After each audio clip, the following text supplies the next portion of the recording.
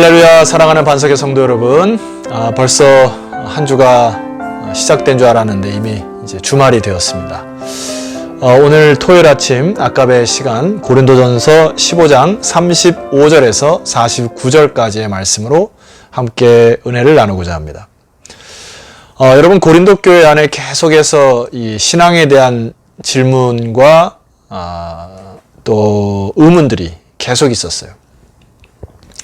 우리가 이 신앙생활 할 때 적절한 질문과 의문을 가지는 것은 참 중요하지만은, 그러나 이 고린도 교회 성도들이 갖고 있었던 것 중에 한 가지는 의심을 했던 것을 알 수 있습니다. 겉으로는 이해를 한 것처럼 했지만 속으로는 계속 딴 생각을 하고 의심을 하여서 신앙이 자라지 않은 것을 우리가 볼 수 있어요. 그래서 이들의 수많은 질문과 의심, 그리고 이 의문들을 해결하는 데 오늘날 참 우리에게 많은 도움이 되기는 하지만은, 여러분 오늘날 의심이 확답으로, 확신으로 번져가는 이 아침 되었으면 좋겠습니다. 자, 그들이 이제 의심을 가졌던 질문을 가졌던 것이 뭐냐니까 35절 말씀 보니까, 누가 묻기를 죽은 자들이 어떻게 다시 살아나며 어떠한 몸으로 오느냐라고 하는 질문입니다. 자, 여러분에게도 아마 이런 질문이 있을 거예요. 장차 부활이 되면은 우리의 몸은 어떠한 것으로 변할 것인가? 그리고 하나님께서 이 새하늘과 새 땅으로 다시금 이 리뉴, 뭔가를 만들어서 하나님이 그것을 완성하려고 하는데, 참 그것이 어떤 것으로 변할지 참 궁금하기도 하죠. 그런데 이 사도 바울이 이제 이들에 대한 답을 이렇게 합니다. 36절 말씀 보니까, 어리석은 자여, 내가 뿌리는 씨가 죽지 않으면 살아나지 못하겠고, 마치 이 세상에 하나님께서 부활의 흔적들을 이미 심겨 놓으셨다고 사도 바울은 이야기하는 것 같습니다. 예를 들어 이런 것이죠.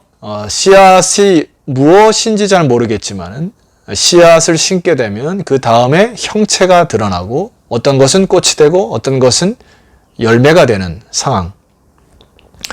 우리 반석교회 앞에도 화단을 보시게 되면은 이게 이제 계절마다 여러분 아름다운 꽃으로 이렇게 바뀌는 것을 볼 수 있어요. 그러니까 어떤 씨를 심느냐에 따라서 형체가 드러나듯이 이런 것이거든요. 자, 37절 말씀 보니까, 또 내가 뿌리는 것은 장래의 형체를 뿌리는 것이 아니고 다만 밀이나 다른 것의 알맹이 뿐이로되. 자, 우리 인간이 뿌릴 때 사실 겉으로 보면 씨의 어떤 그 품성이나 씨가 갖고 있는 독특한 특성들을 잘 알 수가 없습니다. 그런데 38절 말씀 보니까, 하나님이 그 뜻대로 그에게 형체를 주신다. 형체를 주시는 주권이 하나님께 있다는 것이에요. 그래서 형체를 이루시는 분은 하나님이시다. 그 자그마한 씨앗 안에, 이것이 꽃이나 열매를 맺을 때 그 안에 창조의 DNA가 담겨 있어요. 사람도 마찬가지죠. 사람도 그 하나의 어떤 품성, 형체, 이 모든 것들을 하나님께서 나중에 부활체로 만드시는 주권이 하나님에게 있다고 이야기를 하는 것이에요. 그러니 우리가 부활을 받고 이해할 때 이제 바로 이것으로 이해를 해야 한다. 자, 42절 말씀 보니까 사도 바울이 부활에 대해서 이렇게 얘기합니다. 42절, 죽은 자의 부활도 그와 같으니. 자, 첫 번째, 썩을 것으로 심고 썩지 아니할 것으로 다시 살아난다. 썩을 우리 몸들이 이제 죽어야만 다시 썩지 아니할 것으로, 또 다른 형체로 하나님의 뜻대로 다시 살아난다. 이것을 부활체다 얘기합니다. 예수님도 십자가에 죽으시고 부활하셔서 제자들에게 나타나실 때에 시간과 공간을 초월하셔서 나타나셨던 것이 복음서의 여러 곳에 증거로 제시되어 있습니다.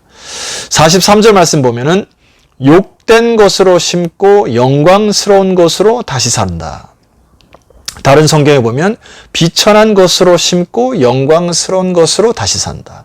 수치스럽고 천한 것들을 심어 영광스러운 것으로 다시 산다.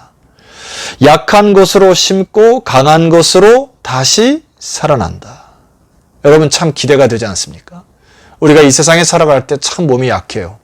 어제 제가 여러분과 함께 아까의 시간에 나눴던 것처럼 40세가 되면은 몸이 서서히 아픈 증세들이 이제 하나 둘씩 이게 몸에 나타나게 되죠.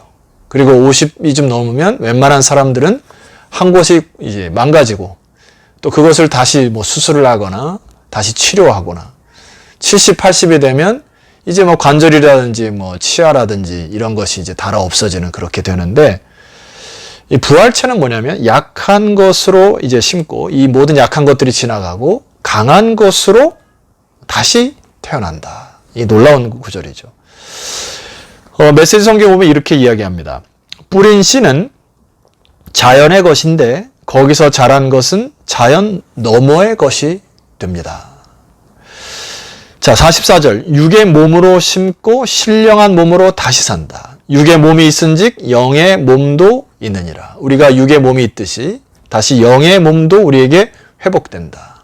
자, 45절 보면 첫사람 아담은 생명이 되었다 함과 같이. 자, 영어 성경에 보면 여기 생명이라고 하는 단어는 living soul이라고 하는 단어예요. 그러니까 아담은 그냥 그가 태어났을 때 그냥 영혼육을 가진 존재로밖에 수준밖에 되지 않는다. 숨이 붙어서 하루하루 살아가는 정도의 수준인데 마지막 아담은 즉 예수 그리스도는 살려주는 영이 된다. 영어로 하면 life giving spirit이다. 우리에게 새로운 생명을 새로운 인생을 주시는 영이다. 생명을 주는 영이 예수 그리스도시라는 거예요.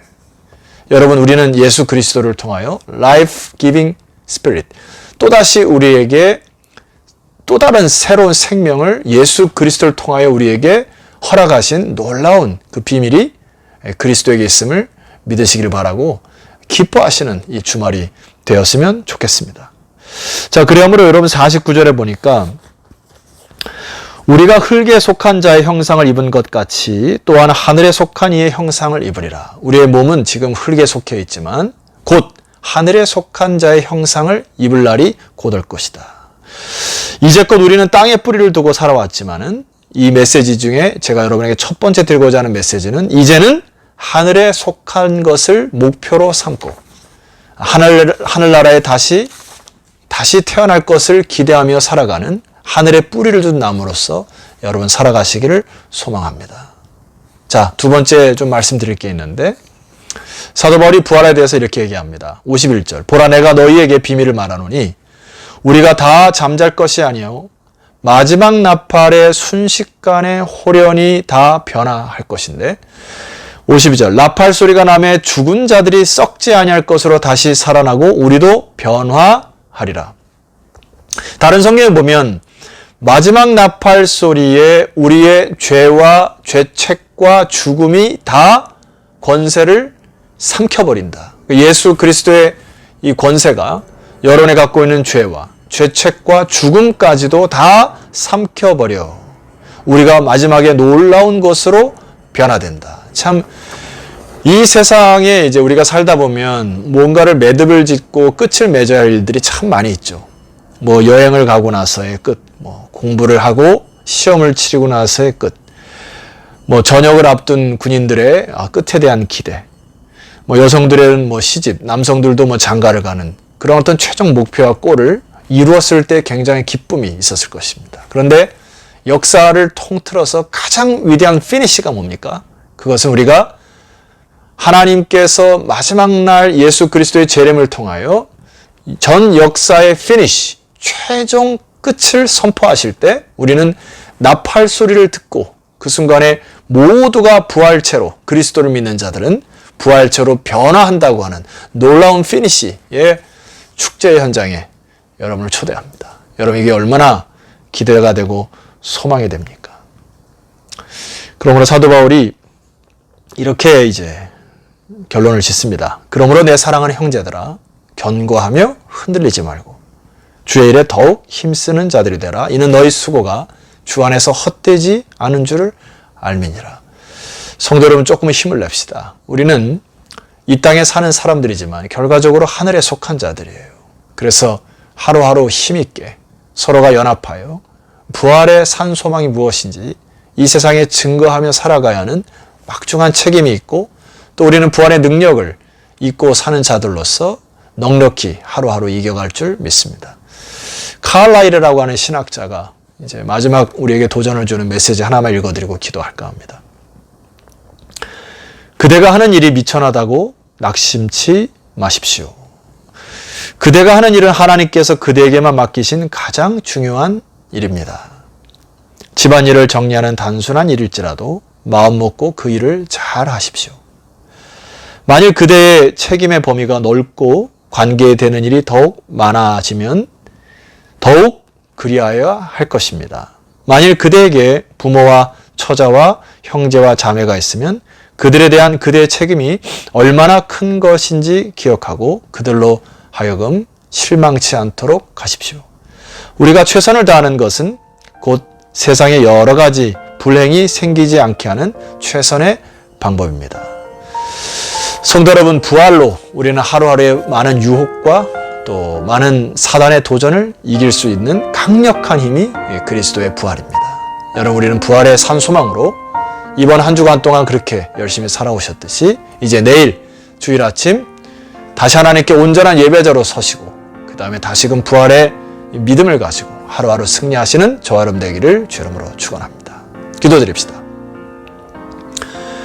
하나님 아버지, 하나님의 그의 뜻대로 모든 씨앗들에게 형체를 주시는 하나님, 이제는 우리가 죽어서 다시 살게 하시고 비천한 것들을 영광스럽게, 약한 것들을 강하게 만드시는 하나님의 주권을 믿게 하셔서 이제 썩을 이 몸의 영광에 마음 빼앗기지 않게 하시고 썩지 아니할 하나님의 영광을 바라보며 부활의 산소망으로 하루하루 살아가는 믿음의 식구들이 다 되게 하옵소서. 예수 그리스도 이름으로 기도드렸사옵나이다. 아멘.